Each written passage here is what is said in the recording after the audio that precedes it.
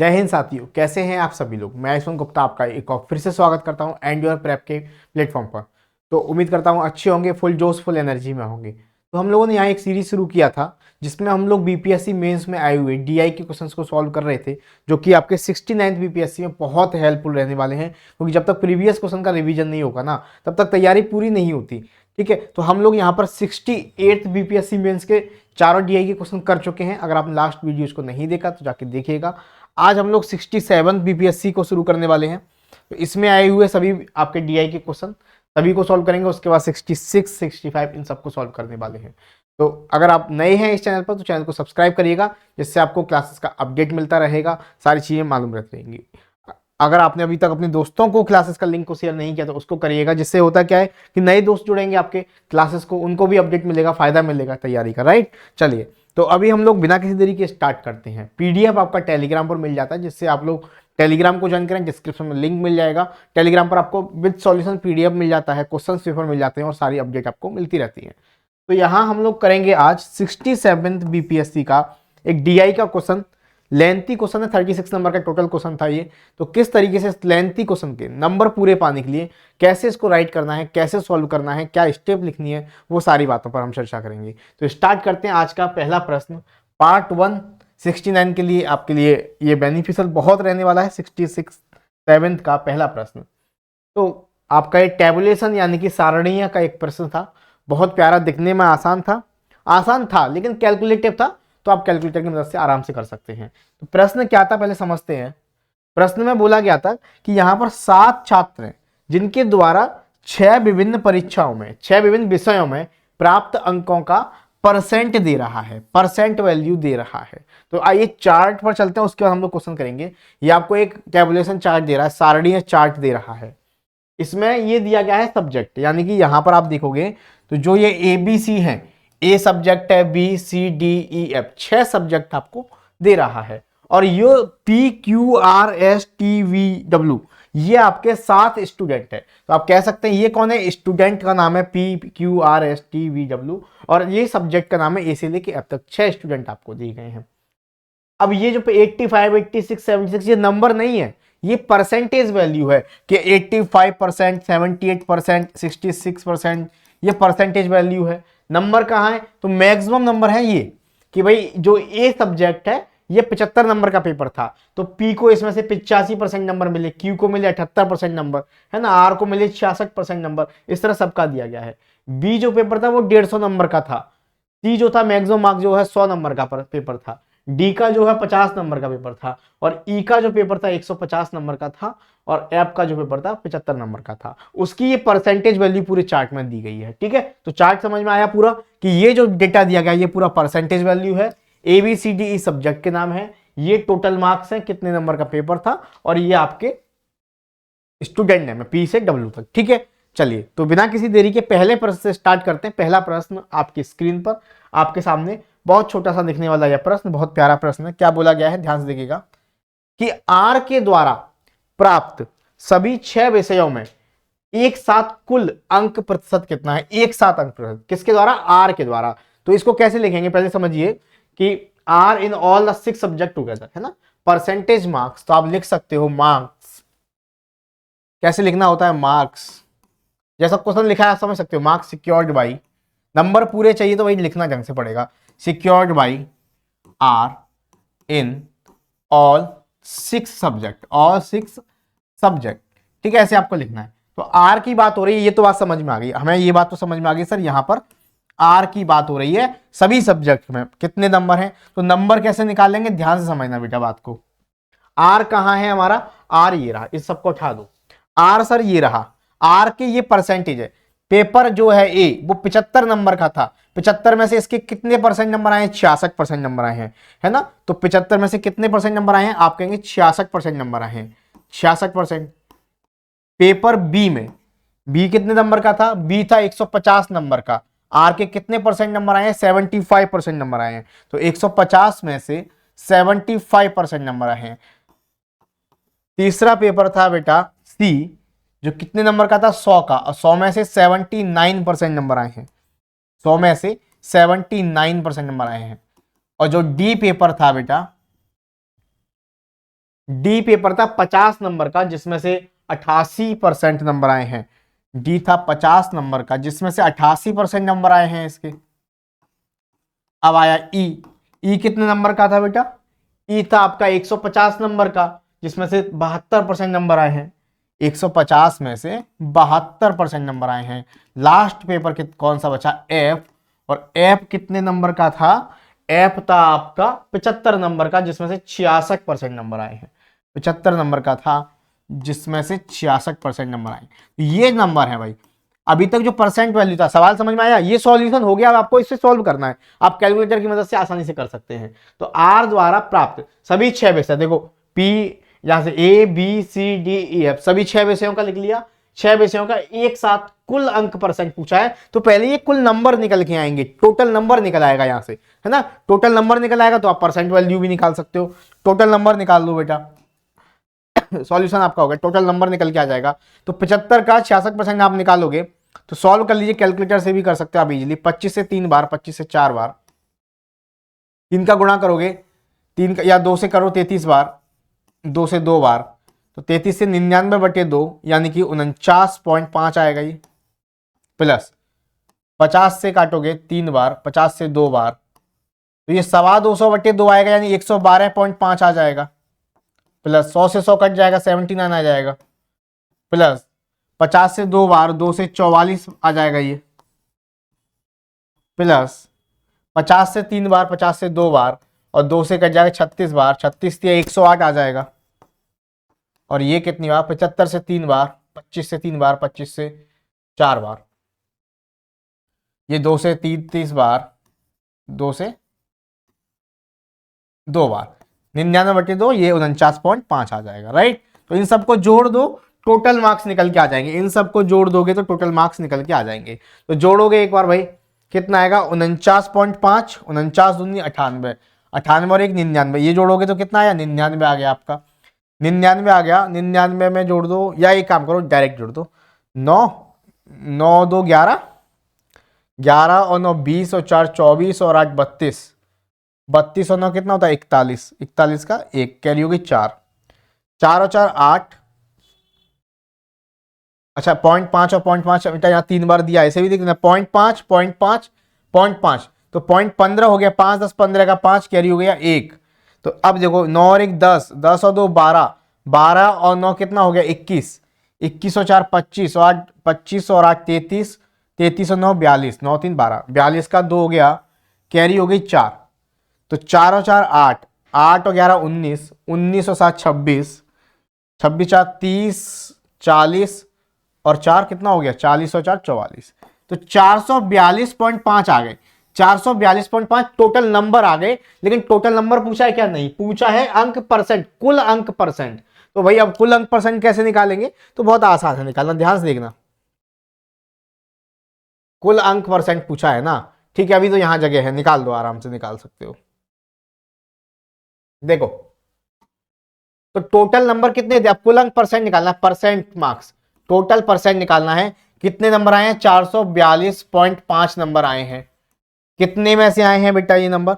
ये नंबर कितने में से आए? इन सबको मैक्सिमम मार्क्स को जोड़ लीजिए तो आप कहोगे सब 75, 75 और 75 150, 300, 400, 400, 450 और 150, 600 नंबर में से आए। टोटल मार्क्स, मैक्सिमम मार्क्स कितने हैं? 600। तो 600 में से इतने नंबर आए हैं, गुणा कर दीजिए 100 का, तो आप 2 जीरो से 2 जीरो खत्म, 6 से भाग दे दीजिए, 6 7 42, 2 बचेगा, 6 3 18, 4 बचेगा, 6 7 42, 6 73.75% मार्क्स इसमें आए हैं भैया। आर के द्वारा प्राप्त 6 विषयों में टोटल जो परसेंट मार्क्स है, कितना आंसर है चेक कर लीजिए, 73.75%। ठीक है, तो आप कैलकुलेटर से करेंगे और आसानी से हो जाएगा। मैंने डायरेक्ट कर दिया, कोई बड़ा कैलकुलेशन था नहीं इसमें। ठीक है, थोड़ा लेंथी था, बस ऐसे ही सारे क्वेश्चन है इस वाली डीआई में, मजेदार डीआई है। अगला प्रश्न देखिए, सेकंड डीआई, ध्यान से देखिएगा क्या कहा गया है कि विषय बी, डी और ई में एक साथ पी द्वारा प्राप्त अंकों का और उन्हीं विषयों में मतलब बी डी ई में ही टी द्वारा प्राप्त अंकों का अंतर पूछा गया है। तो भाई बहुत आसान बहुत है, लैंग्वेज बहुत आसान है, कोई घुमाने की कोशिश नहीं की, डायरेक्ट पूछा गया है आपसे कि विषय बी डी ई में एक साथ पी द्वारा प्राप्त, विषय पी इन द सब्जेक्ट, है ना। तो यहां आप लिख सकते हो marks, marks marks obedient by 10 by P in the subject B D and E। तो पहले P का निकाल दो भैया। P यहां कौन में है सब्जेक्ट हमारा P। तो P के किन किन सब्जेक्ट में, B में, D में और E में नंबर कितने हैं ये निकालना है। तो P के नंबर कितने हैं बेटा, ध्यान से देखो। P कहां है ये सब हटा दीजिए। P कहां है भाई, देखो भाई P ये रहा सर। और किस सब्जेक्ट में चाहिए, B D और E। तो B की बात करूं, 150 नंबर का पेपर था, 68% नंबर है इसके। 150 का पेपर था, 68% नंबर है इसके। प्लस अब किस में, डी में। तो डी में कितने नंबर का पेपर था बेटा, 50 नंबर का। और नंबर कितने, 92% नंबर है इसके। 50 का पेपर था, 92% नंबर है इसके। और ई में कितने नंबर का पेपर था बेटा, ई में जो पेपर था बबुआ, आप कहेंगे 150 नंबर का था, 89% नंबर है इसके। 150 का था पेपर, 89% नंबर है। ये तो हो गया किसका, ये तो हो गया बेटा पी का। ये बोला गया है, इसको सॉल्व करेंगे अभी है ना एक साथ। इसको बोला गया है और उन्हीं विषयों में टी द्वारा प्राप्त अंक, तो उन्हीं विषयों में टी द्वारा है, तो टी का भी निकाल लो साथ ही साथ में, टी के द्वारा। तो मार्क्स, यही लाइन आपको यहां लिखनी है, marks obedient obtained by T in the subject B D and E। ये आपने लिख दिया एज इट इज, नंबर पूरा मिलेगा, गारंटेड है। ठीक है, अब यही में देखो टी के बारे में बात की गई है, तो एक बात तो समझ में आ गई, नंबर तो पूरे पूरे होंगे ना, 150 100 ये 50 ये 150 टोटल वाले नंबर तो पूरे पूरे होंगे। तो भैया 150 का पेपर होगा ये, है ना, 150 का पेपर होगा, ये वाला 50 का पेपर होगा, ये वाला 150 का पेपर होगा। कैसे, अरे सब्जेक्ट तो वही है ना बी डी ई, तो 150 नंबर का पेपर था बी, डी था 50 नंबर का पेपर, और ई था आपका 150 नंबर का। टी के आए कितने हैं ये देख लो बस फटाफट से। तो टी ये रहा, टी कौन सा है बेटा, टी कहेंगे आप सर ये रहा, ये रहा। तो टी के बी में कितने नंबर आए हैं, 75, डी में आए हैं 68 और ई में आए हैं 69। तो 75 68 69 ये नंबर हैं आपके, 75 68 69। तो इसके 75 हैं, इसके कितने हैं 68 69 है ना, यही है ना 68 69, 68 69, 68 एंड 69। अब इजीली आप निकाल दीजिए, इसको सॉल्व कर लो उसको सॉल्व कर लो, दोनों का अंतर पूछा गया है आपसे, निकाल दो भाई, हो गया सवाल। दिख रहा है ना, नीचे तक कट तो नहीं रहा, ठीक है, दिख रहा है, ठीक है। अब इसको सॉल्व करना रह गया, कर लीजिए आप आराम से सॉल्व करोगे, कर लो भाई। तो देखो 50 से ये 3 बार कट जाएगा, 50 से 2 बार कटेगा, 2 से 34 बार कटेगा, 34 तिया होता है 102, 3 तिया 90, 4 तिया 12, कितना आ जाएगा 102। प्लस 50 से 2 बार, 2 से 46 बार कट जाएगा, प्लस 50 से 3 बार, 50 से 2 बार 3 दिन 27 का 7 कैरी हो गई 2, 3 अच्छे 24 और 2 26। तो ये कितना आ जाएगा 133.5, 2 2 3 6 2 3 6.5, 133.5 आ जाएगा। ठीक है, कहीं कैलकुलेटर की वैसे जरूरत है नहीं, इतना इजी कैलकुलेशन है, आप कर लीजिए। कितना आ जाएगा टोटल, आप कहेंगे सर 0.5 तो है ये, 3 6 9 2 8, 13 4 17, 17 27, 278.5 आ गए बेटा इसके नंबर, किसके, पी के। अब क्यू के निकाल दो, तो वही चीज यहां करनी है, 50 से 3 बार, 50 से 2 बार, ये कितना आएगा 225/2, यानी कि आप कहोगे सर 112.5 आ जाएगा, ये 112.5। दूसरा कितना आएगा सर, 50 से 2 बार, 2 से 64 बार। तीसरा कितना आ जाएगा 150 से 3 बार, 150 से 2 बार, 3 दिन 27 का 7 कैरी हो गया 2, पीछे 18 और 2 20, 207 आ जाएगा ये बट्टे 2। तो ये आ जाएगा 103.5। दिख तो रहा है ना इतना ही नीचे, मुझे कट तो नहीं रहा, एक बार बता देना देख के, ठीक है 103.5 नहीं कट रहा ना, ठीक है। इनको जोड़ लीजिए आपस में, इनको जोड़ लीजिए, तो 112.5.5, तो ये तो पीछे जीरो हो जाएगा, 104 104 और 12 216 हो जाएगा, 216 और 64 कितना हो जाएगा, 216 और 64 कितना हो जाएगा भाई, ये आ जाएगा 280, है ना, 280 ये आ जाएगा। इतने आया 280। पूछा क्या गया, इनका अंतर, इनका अंतर। कहीं कैलकुलेशन में देखो गुणा भाग में कहीं गलती है क्या, एक बार चेक करो फटाफट से, कैलकुलेटर कहीं गलती है क्या, एक बार गुणा करके देख लो जल्दी जल्दी से। 150 का ये आ गया 102, 46 और 133.5। यहाँ जोड़ने में गलती हो गई कहीं, देखो 6 2 8 और 3 11, हाँ जोड़ने में गलती हो गई, एक बार देख लो इसको। ये था तुम्हारा 100, ये आया था कितना, 34 थी 102, ये आया था 46 और ये आया था 133.5, है ना। ये जोड़ के आएगा 281.5, 281.5, ठीक है। दूसरा हमने गुणा किया 150 का 100%, 75 आ गया, ये आ गया तुम्हारा 113, 12.5, 34 आ गया। ये लिखने में गलती, 2 से 34 बार कटेगा, 34 टाइम कटेगा ये, ठीक है। 103.5। अब इन्हें जोड़ के कितना आया था, इन्हें जोड़ के आया था तुम्हारा ये 100, 134, 100, 234, 237, 237 आएगा, 237.58, 213, 250, 250, ये आ गया। तो इन दोनों का अंतर पूछा है, 281 का और 250 का अंतर, अंतर ही तो पूछा है, डिफरेंस बिटवीन, है ना, डिफरेंस पूछा है। तो 281.5 और 250 का अंतर कितने का आएगा, तो डिफरेंस पूछा है आपसे, डिफरेंस 281.5 एंड 250 का जो अंतर आएगा वो आएगा 31.5। यही इस सवाल का आंसर हो जाएगा, this will be right answer, right. 31 आपका 31.5 आपका आंसर होगा इस सवाल का, ठीक है। चलिए, तो देखो फॉर्मेट समझ में आना चाहिए। फॉर्मेट क्या था कि पी के नंबर कितने आए बीडीई में, तो पी के नंबर निकाल दिए, इसी तरह टी के नंबर निकाल दिए, दोनों का अंतर निकाल दिए, काम खत्म, है ना, समझ में आ रहा है। नेक्स्ट, विषय बी में सभी छात्रों द्वारा, विषय बी की बात हो रही है, सभी छात्रों के द्वारा प्राप्त औसत अंक ज्ञात करिए। ये बहुत प्यारा सवाल था, 10 नंबर का था ये वाला सवाल, 10 नंबर का सवाल था। तो विषय पी की बात हो रही है कि all the subject in the subject B, all the student in the subject of B, है ना। तो यहां आप लाइन लिख सकते हो,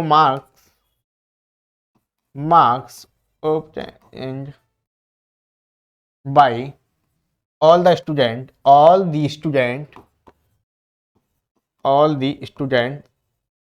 किस सब्जेक्ट में, in the subject of market, in the risk, ये वाला नहीं, subject of in the subject B, ठीक है। सब्जेक्ट बी की बात हो रही है, क्या बोला गया है कि सभी छात्रों द्वारा प्राप्त औसत अंक कितने हैं विषय बी में, विषय बी में सभी छात्रों की बात हो रही है। तो यहां पर जाएंगे, ये सभी छात्र हैं, विषय बी ये है, औसत अंक पूछा गया है, तो पहले नंबर निकालने पड़ेंगे। 150 में से कितने नंबर आए, 68। यहां एक फायदा हो जाएगा आपको, यहां एक फायदा हो जाएगा, क्या हो जाएगा, देखो कैलकुलेशन में सबका, देखो विषय बी की बात हो रही है, विषय बी है कितने नंबर का, मैक्सिमम मार्क्स 150 है, तो 150 में से नंबर आएगा बेटा, तो P Q R S T U V W सबका लिखेंगे। 150 में से कितना नंबर आएगा, आप कहेंगे सर 150 में से ही नंबर आएगा, जो भी आएगा। पी का है 68 नंबर, फिर 72, फिर 75, है ना, 68, 72, 75। तो यहां आप लिख सकते हो 68%, फिर 72%, देन 75%, 75%, है ना। आगे का हो गया आपका 150 का कितना परसेंट है, बी का 68, 72, 75, 62, 75, 80, 62, 75 और 80, यही है। एक और रह गया, अभी एक और रह गया, वो कितना है भाई, 150 का 68%। ये सभी स्टूडेंट का हो गया। सभी स्टूडेंट कौन कौन है भाई, देखो ये बोला गया marks obtained by all the student in subject B, subject B की बात हो रही थी।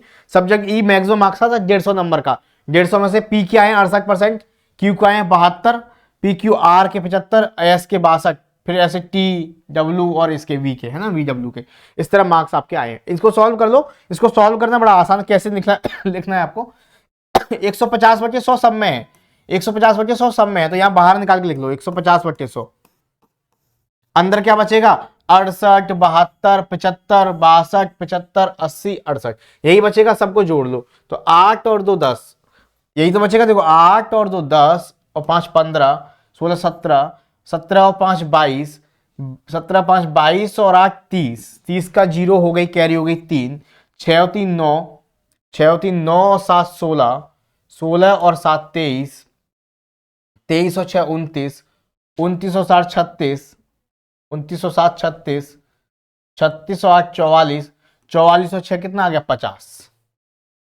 50 आ गया, 500 आ गया, ये 50 आ गया। जो जोड़ के नंबर कितने कितने आए, 50 नंबर आ गए। बताओ हाँ या ना, है ना, 50 आ गया।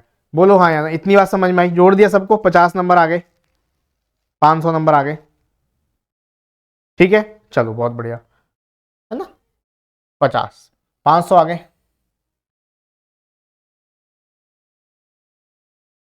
ये हमने काट दिया 5 बार, 5 बार काट दिया, ये आ गया 750।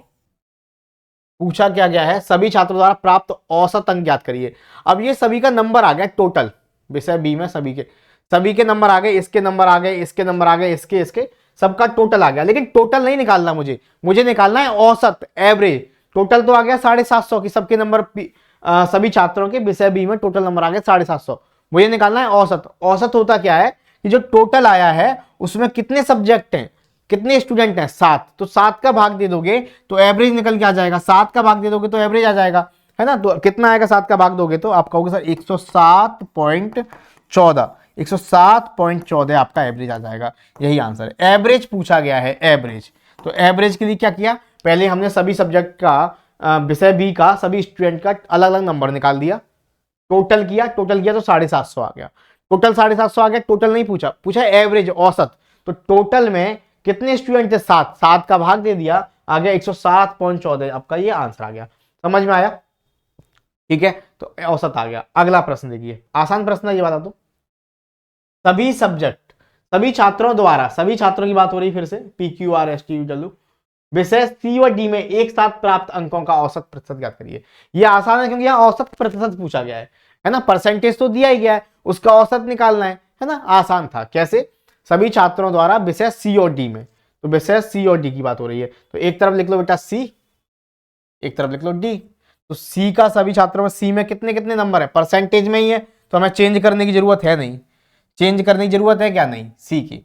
और सी में तो वैसे भी चेंज नहीं करना, 100 का 76% 76 होता है, 84% 84, और हमें करना भी नहीं है। ध्यान से देखना, सवाल में पढ़ोगे लिखा है परसेंटेज औसत, परसेंटेज औसत का परसेंटेज, तो भैया औसत ऑलरेडी परसेंटेज में है, तो इन्हें डायरेक्टली जोड़ सकते हैं। तो ये लिखो 76 84 79, लिखना पड़ेगा बेटा, लिखना तो पड़ेगा, इससे नहीं बच सकते।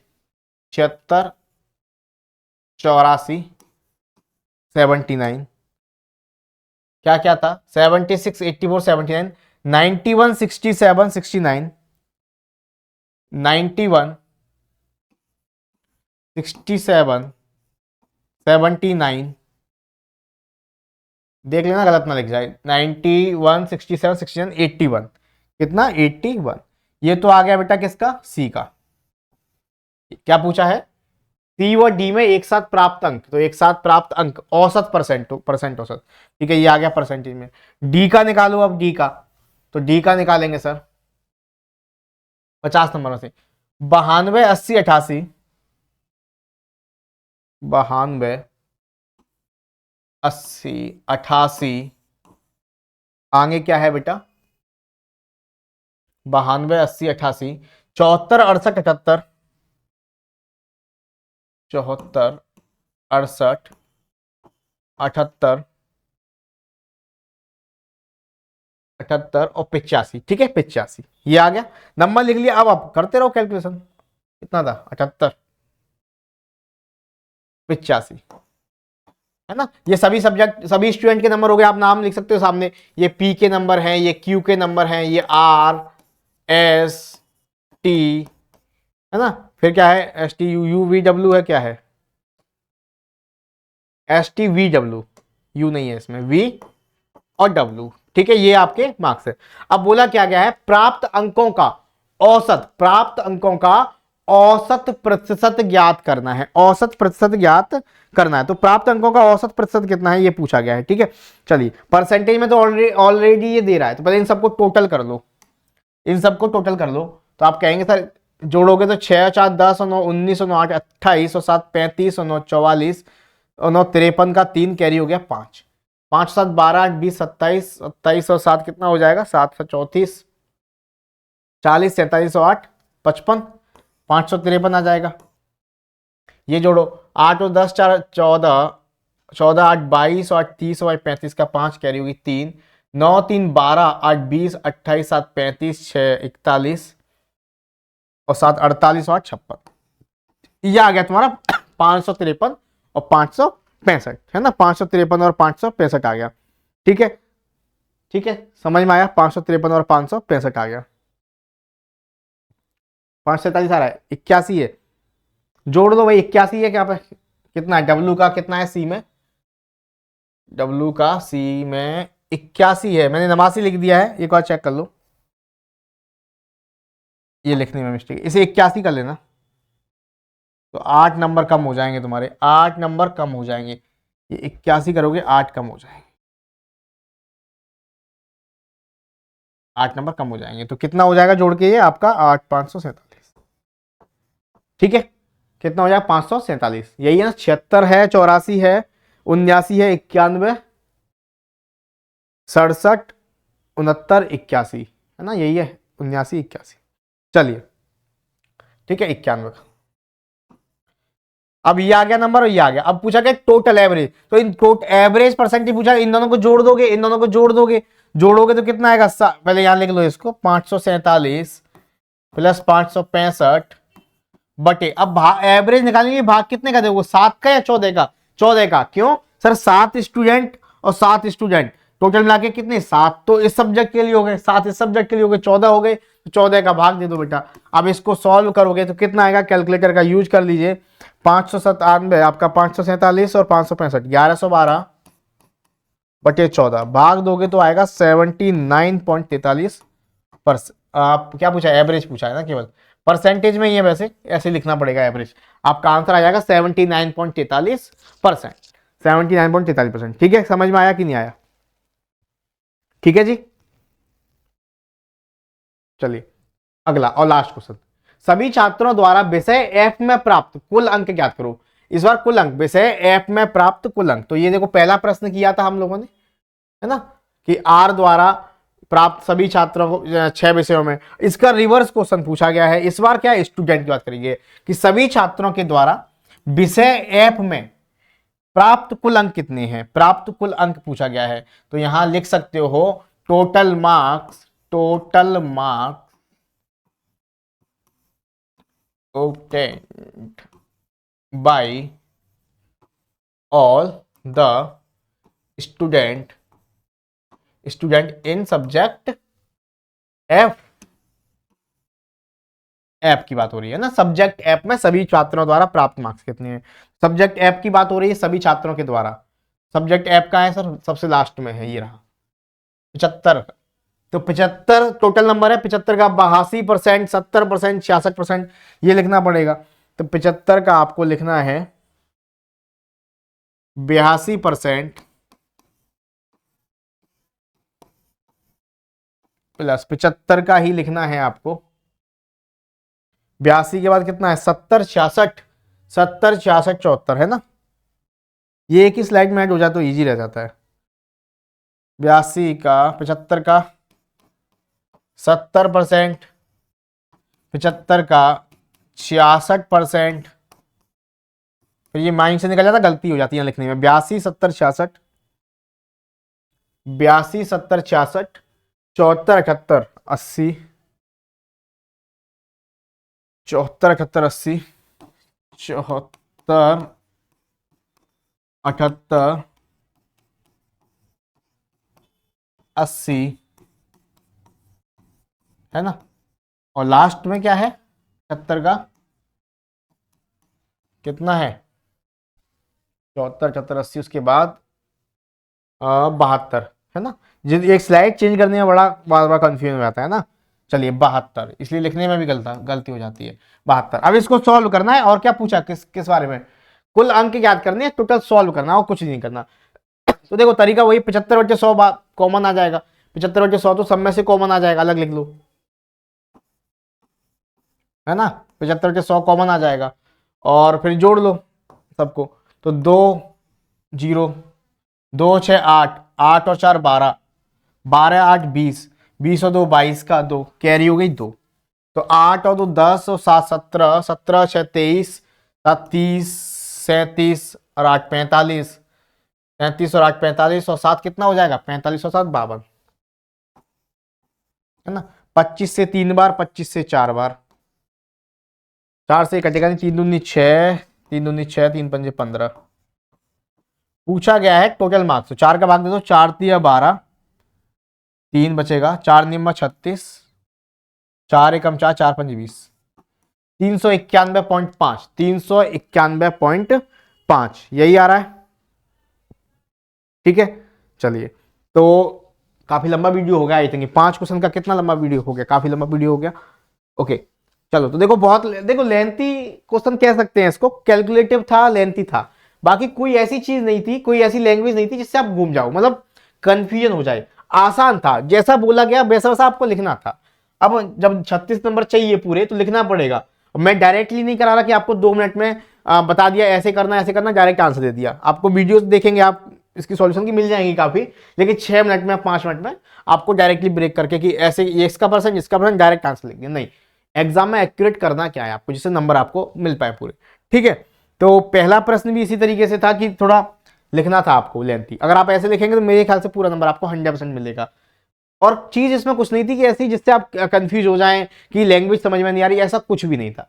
काफी आसान DI था ये वाला, लेकिन लेंथी था। तो उम्मीद करता हूं समझ में आया होगा, आपको पूरा DI 5 क्वेश्चन आपके एक्यूरेटली, ये आप गलत नहीं करोगे, इस तरीके का आएगा। ठीक है, कैसे क्या यूज करना है, कैसे क्या लिखना है, सारी चीजें समझ में आ गई होंगी, पक्का है ना। कोई और आपको कंफ्यूजन हो तो आप मुझे बता सकते हैं कि सर ये चीज समझ में नहीं आई या ये डाउट था। अगली क्लास में दूसरा DI करेंगे पाई चार्ट, ठीक है। तो आप रेगुलर बने रहिए। अगर अभी तक आपने चैनल को सब्सक्राइब नहीं किया तो फटाफट से जाके कर दीजिए, जिससे आपको अपडेट मिलता रहेगा। बाकी PDF कहां मिलेगी इसकी, तो PDF के लिए आप टेलीग्राम को ज्वाइन कर सकते हो। ठीक है, टेलीग्राम का लिंक आपको डिस्क्रिप्शन में भी मिल जाएगा, डिस्क्रिप्शन में टेलीग्राम लिंक मिल जाएगा, है ना, यहां से ज्वाइन कर सकते हो। फेसबुक पेज को, वेबसाइट को, इंस्टाग्राम को फॉलो करोगे, जितने भी अपडेट्स हैं, कोई भी एग्जाम आने वाला है आपका, एग्जाम से रिलेटेड PDF, मॉक टेस्ट, सारी चीजें आपको इन पर मिल जाएंगी। तो जाके ज्वाइन करिए, अपने दोस्तों के साथ शेयर करिए। चैनल को अगर अभी तक आपने सब्सक्राइब नहीं किया है तो फटाफट से कर दीजिए, जिससे होगा क्या, आपको जो भी आने वाली क्लासेस हैं और भी क्लासेस, उनकी अपडेट मिलती रहेगी। ठीक है, तो मिलेंगे हम लोग 67th BPSC के अगले DI के साथ, एक पाई चार्ट के साथ। तब तक आप खुश रहिए, पढ़ते रहिए, मेहनत करते रहिए। थैंक यू, धन्यवाद।